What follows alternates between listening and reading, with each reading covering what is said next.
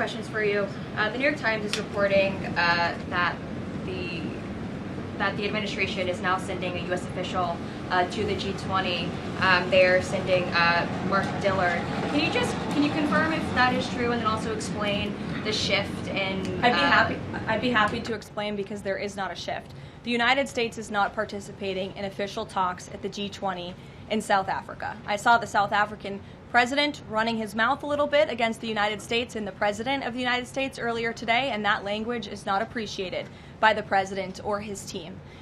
The ambassador, or the representative of the embassy in South Africa, is simply there to recognize that the United States will be the host of the G20. They are receiving that send-off at the end of the event. They are not there to participate in official talks, despite what the South African president is falsely claiming. I have two questions for you, if you don't mind.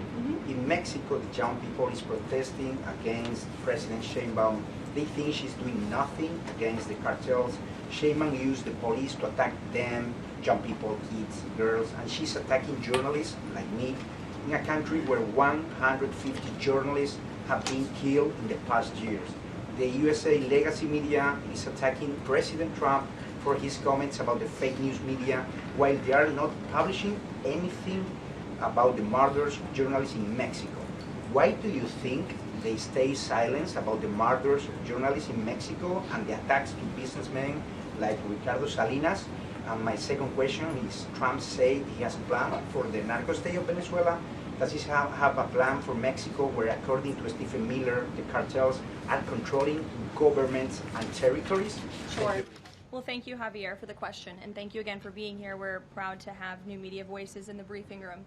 As for President Sheinbaum and the president's relationship with Mexico, I will tell you that we have seen historic strides from President Sheinbaum and her administration in Mexico when it comes to cracking down on the cartels. They have been incredibly cooperative with the president's efforts at our southern border to crack down on illegal immigration and also the illegal trafficking of drugs at the southern border. Now the president is very interested in taking additional measures against the drug cartels. He's been very clear about that. He's spoken about it, and this is a promise that he made to the American public. And so his national security team is discussing these options all of the time. And on the campaign trail, the president promised to take on the cartels. He has taken unprecedented action to do so, and he has left additional options at his disposal on the table. So those are only decisions that the president can make.